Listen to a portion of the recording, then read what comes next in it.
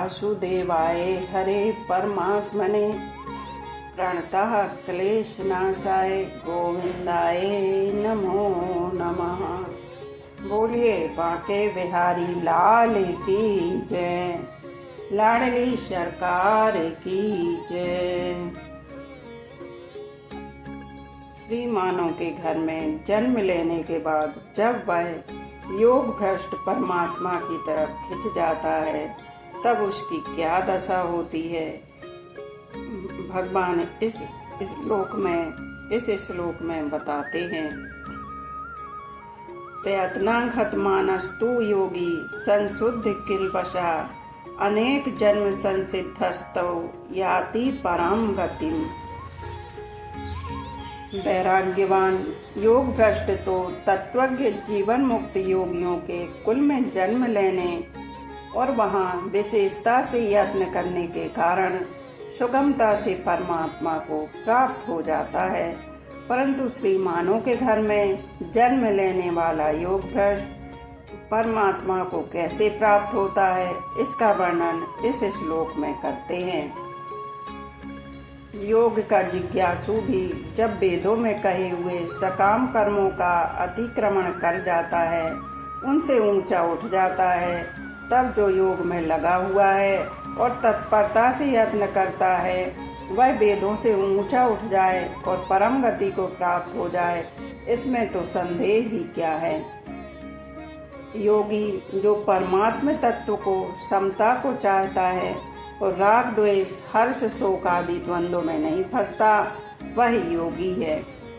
प्रयत्नाघत माना, प्रयत्न पूर्वक यत्न करने का तात्पर्य है कि उसके भीतर परमात्मा की तरफ चलने की जो उत्कंठा है, लगन है, उत्साह है, तत्परता है, वह दिन प्रतिदिन बढ़ती ही रहती है।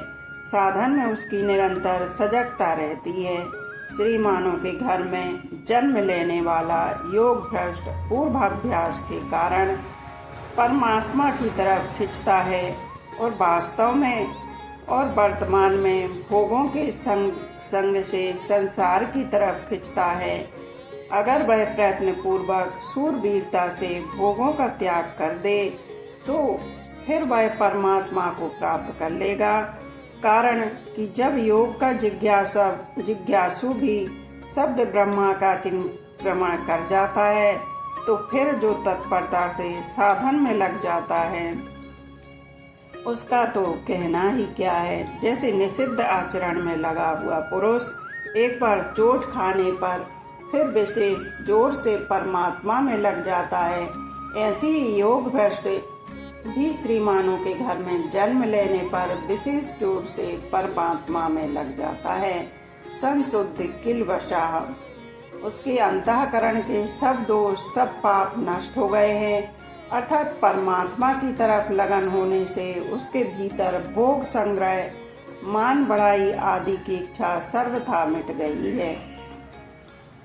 जो प्रयत्न पूर्वक यत्न करता है उसके प्रयत्न से ही यह मालूम होता है कि उसके सब पाप नष्ट हो चुके हैं।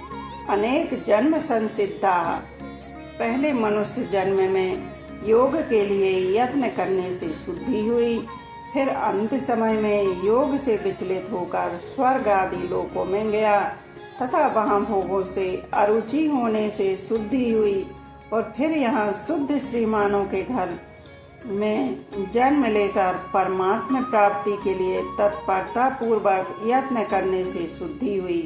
इस प्रकार 3 जन्मों में शुद्ध होना ही अनेक जन्म संसिद्ध होना है। ततो याति पराम गतिम, इसलिए वह परम गति को प्राप्त हो जाता है।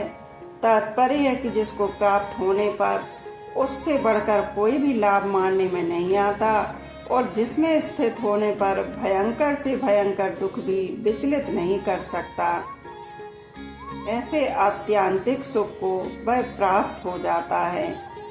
मार्मिक बात वास्तव में देखा जाए तो मनुष्य अनेक जन्म संसिद्ध है, कारण कि इस मनुष्य शरीर के पहले अगर वह स्वर्ग आदि लोकों में गया है तो वहाँ शुभ कर्मों का फल भोगने से उसके स्वर्ग प्रापक पुण्य समाप्त हो गए और वह पुण्यों से शुद्ध हो गया। अगर वह नरकों में गया है तो वहाँ नारकीय यातना भोगने से उसके नरक प्रापक पाप समाप्त हो गए और वह पापों से शुद्ध हो गया।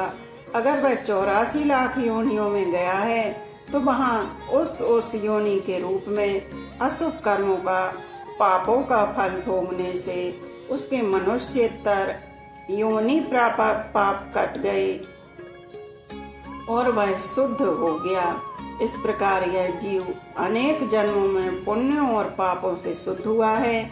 यह शुद्ध होना ही इसका संसिद्ध होना है। दूसरी बात, मनुष्य प्रयत्न पूर्वक यत्न करके परम गति को प्राप्त कर सकता है, अपना कल्याण कर सकता है। कारण कि भगवान ने यह अंतिम जन्म इस मनुष्य को केवल अपना कल्याण करने के लिए दिया है। अगर यह मनुष्य अपना कल्याण करने का अधिकारी नहीं होता तो मनुष्य इसको मनुष्य जन्म ही क्यों देते। अगर इसका कल्याण नहीं होता या कल्याण करने का अधिकारी नहीं होता तो भगवान कहते हैं कि इसको मनुष्य जन्म ही क्यों देते।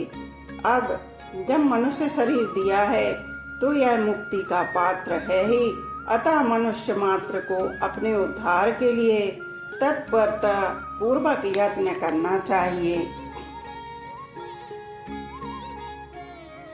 अनेक जन्म का अर्थ है न एक जन्म इति अनेक जन्म, अर्थात एक से अधिक जन्म।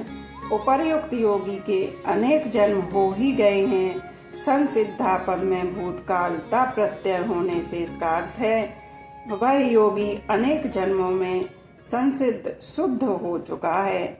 ऐसे ही वैराग्यवान योग भ्रष्ट के पहले मनुष्य जन्म में संसार से विरक्त होने से शुद्धि हुई और फिर यहाँ योगियों के कुल में जन्म लेकर परमात्मा प्राप्ति के लिए तत्परता पूर्वक यत्न करने से शुद्धि हुई।